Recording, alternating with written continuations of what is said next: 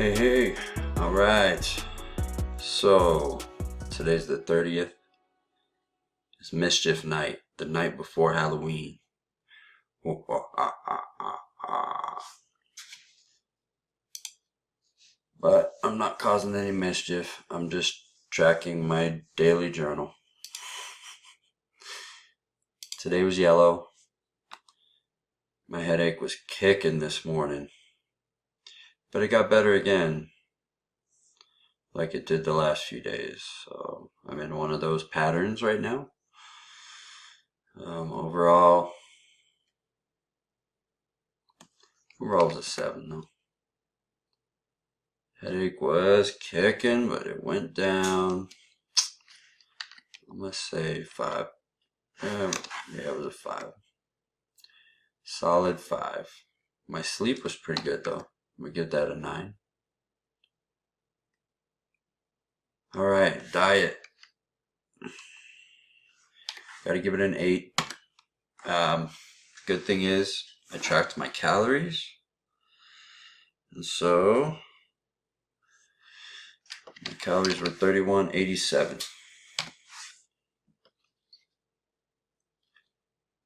And my goal is 3160.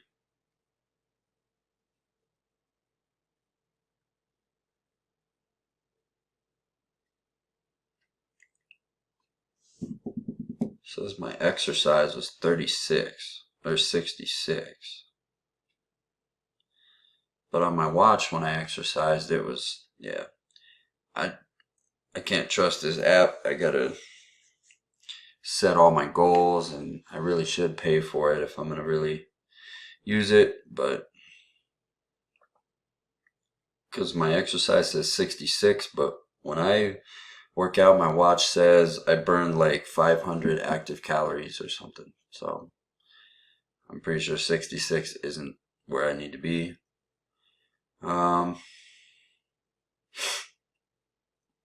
Yeah, so I tracked my calories, but I was down to 8 on my diet because I ate sweets, I had dairy,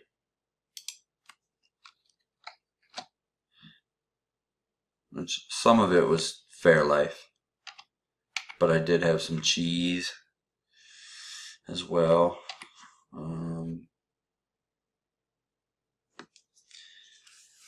But that's the thing is, there's like a balance there because I eat the sweets. I had these coconut clusters. They have about 4 grams of sugar per serving. I had about 2 servings, so a packet of sugars like 4 grams, like 3 grams maybe. So I had over 2 packets of sugar with that, and it had chocolate in it, which has the caffeine, and my body doesn't react well to that, so I can't do it very often. But the balance is, I don't feel like death right now, and I ate a lot. And so that's good. It's a good way to, if I can sneak in a couple of sweets here and there, but it's just not a good habit to be in, and my head's not going to appreciate it. But my stomach's like, okay, I'm good, you know? I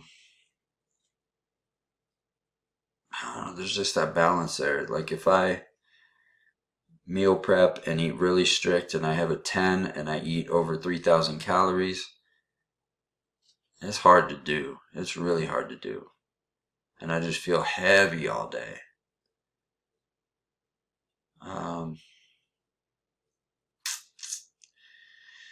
But gotta eat more, gotta eat more.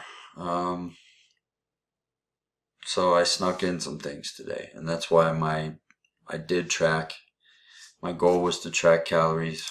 Did mine 10 minutes. No. I'll talk about that in a second, but I did not get my diet to 10, but I did track my calories, and my diet's still an 8. I ate out once, and I had some sweets and a little bit of cheese. Overall, I ate pretty well, though. I had a couple turkey burgers. After the gym, they have little cups of chicken and steak, and I just ate those, and then I ate some hard-boiled eggs with that. So it's not high quality either. So if I'm being strict about it, I probably should put like a 7 or 6 on diet. Yeah, ideally, I'm gonna order meats from a butcher and get grass-fed, high-quality meat and stick to that and portion it out. And so I won't even have to track my calories. I'll already know. If I eat said portions, then I will be good to go.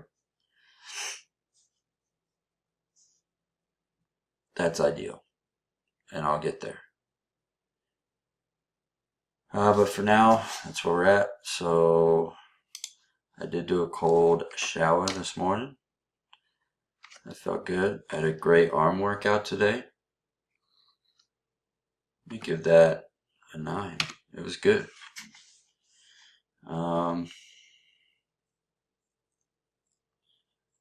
Mindfulness was the cold shower. I do like a little routine when I cold shower. I pray. It's kind of meditative. And that was probably a good 7-minute shower. So I'm going to do 5 minutes of mindfulness tonight before bed. I'm going to call that 12. Okay. This was, yeah, we could say 7-7. No on that. This was, yeah, call that 7. Okay.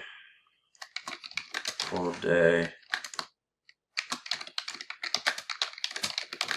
Bad during the AM.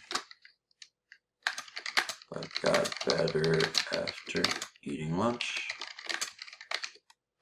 That was my first meal of the day. First meal from Chipotle. My go-to.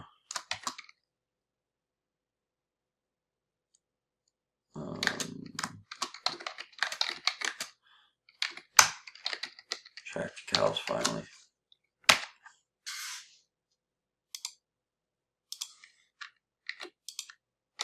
Copy that.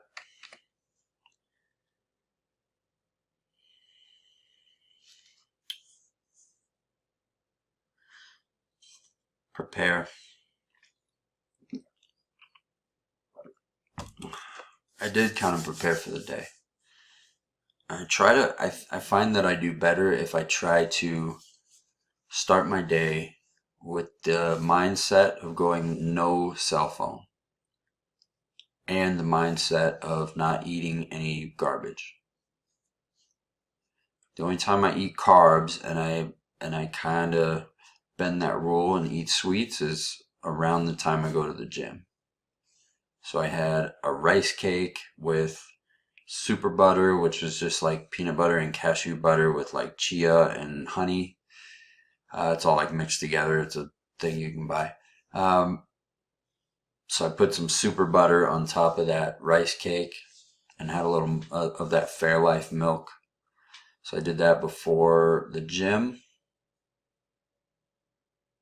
And then afterwards I had sometimes I get one of their protein shakes there.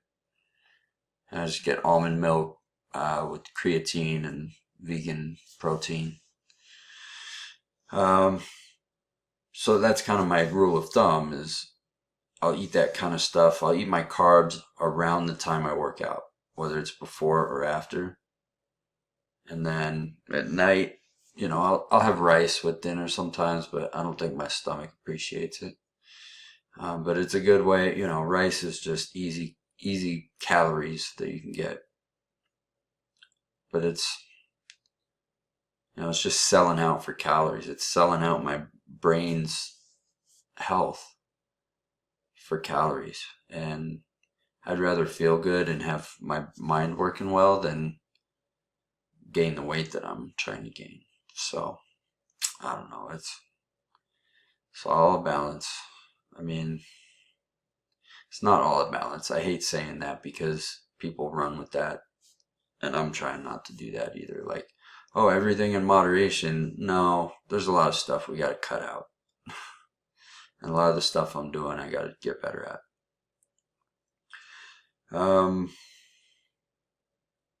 Topics. Sacrifice and opportunity cost.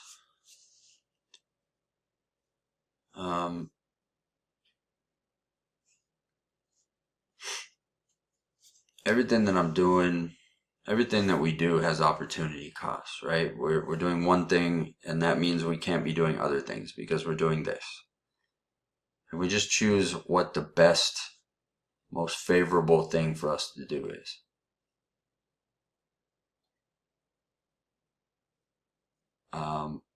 I want to do this. And what you're saying when you do that is, I want to do this and I don't want to do other things. It's like going to the gym. Sometimes you feel like you're missing out on things. What are you sacrificing? Maybe going out with your friends. Maybe playing video games. Maybe studying. It's all about priorities, and that's kind of goes into the lesson. And the lesson that I've learned, especially after my mom passed away, is going through her stuff, and it was just like, my gosh, she had so much that she wanted to do. There was so much. She had a billion little projects going on. And she would just start it and then be like, all right, I'll get back to that. And start another one and okay, I'll get back to that. And so the house was just full of incomplete projects and things that she wanted to do eventually. And maybe she could have done a lot more of it if she had her health. But basically, for the bulk of my life, she was unhealthy. Alcoholism, all but took her enjoyable years in the last 30 years of her life, all but took that away. Because after that, it was all soda, and, she had her crushes and her vices, things that she enjoyed, and it was sweets and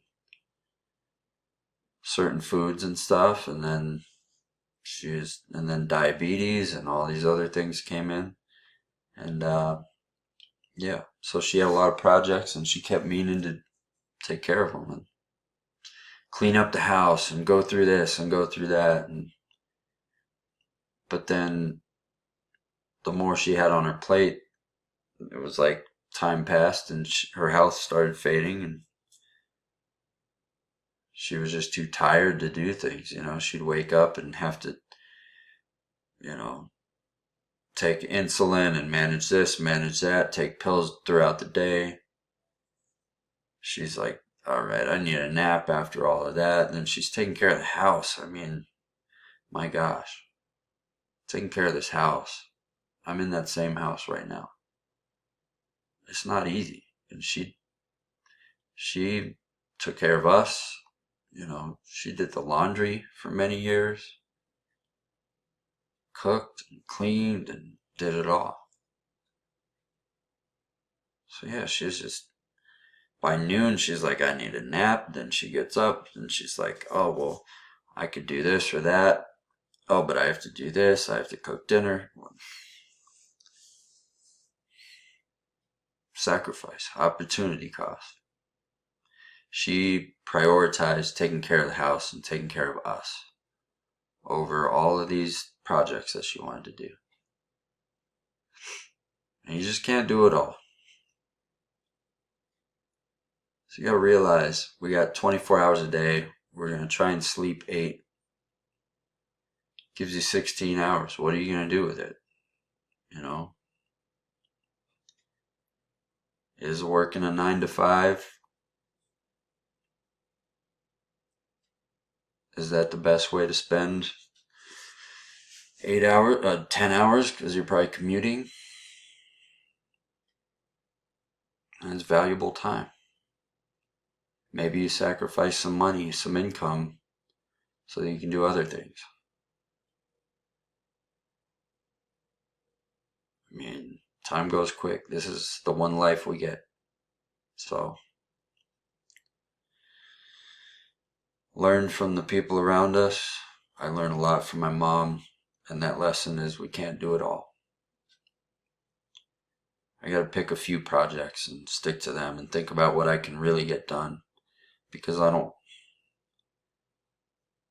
I saw her in her last days looking like frustrated because there's so much she needed to do, and she knew she wasn't going to be able to do it anymore. She knew she was dying. And she mentioned a few little things, but just those little things that it's like, I can't believe I never did that. I can't believe I didn't finish this. There's so many little things.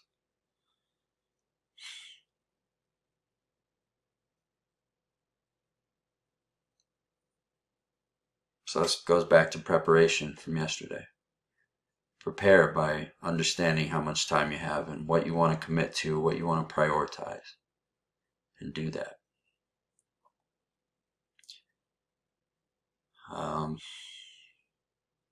Because the whole goal is to get the most out of life, right? And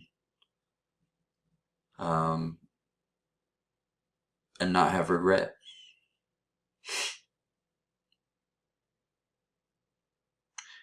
So if you want to do 1,000,000 projects and not get them done, and you're okay with that and you won't regret that, then that's fine too.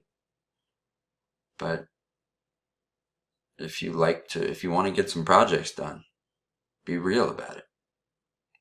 Prepare, understand the opportunity costs, understand what you're going to miss out on, and get those things done. Anyway, it's a nice thought for today. And it's always fun thinking about my mom and all the projects she had, because she's really good at everything she did too. I mean, she owned a business for a while. She was athletic. I never knew her during those days, but she was very crafty, had the neatest, coolest handwriting ever, and wrote a lot, just notes everywhere. Like there's so many cool little treasures that I've come across living in this house and looking through things. And getting to know her in a way that I never could while she was alive. Or I never did. I could have, but it's harder when her health wasn't great. So I'll leave it at that. Love you guys. See you tomorrow. Feel good.